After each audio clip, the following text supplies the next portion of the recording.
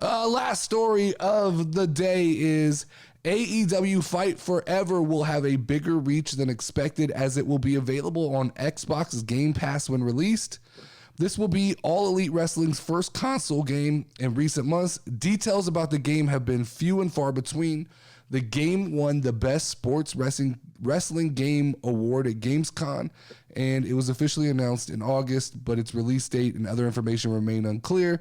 Matt Black of WrestleZone reports that the game will be part of Xbox Game Pass once it comes out, which means it will be available for more than 25 million subscribers on the subscription service.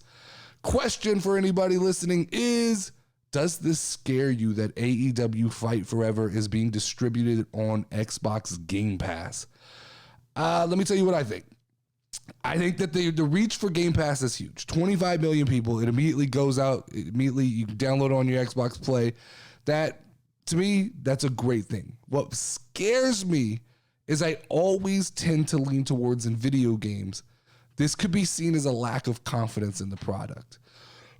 And before I did a wrestling show, I did a video game show. So I have a little bit of knowledge of video games and the way they're developed and the way they come to be. And it bothers me because this game has potential. If they thought this was a full-on solid wrestling game, I think they would have just pushed it on their own.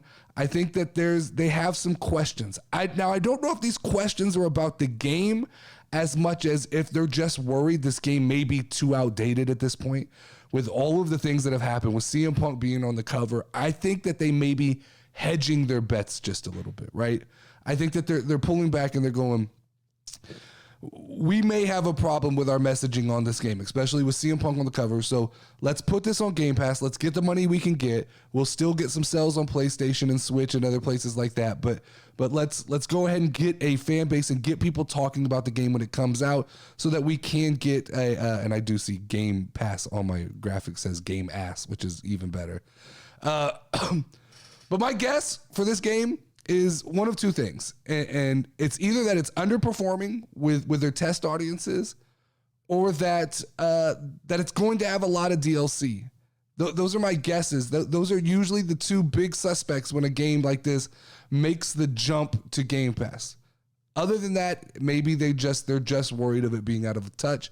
It also bothers me when games have a Switch version, and I love the Switch, but it bothers me because how much did they have to dumb down the design of the game to get it to play on the Switch?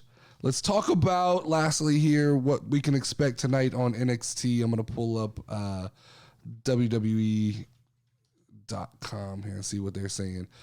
We have a tag team match, a last chance tag team match between Katana Chance and Caden Carter versus Zoe Stark and Nikita Lyons. Looks like we have Cameron Grimes will take down Joe Gacy. Axiom versus JD. And Braun Breaker and Von Wagner will be on the Grayson Waller effect. That doesn't sound like must see TV, but I will probably check it out.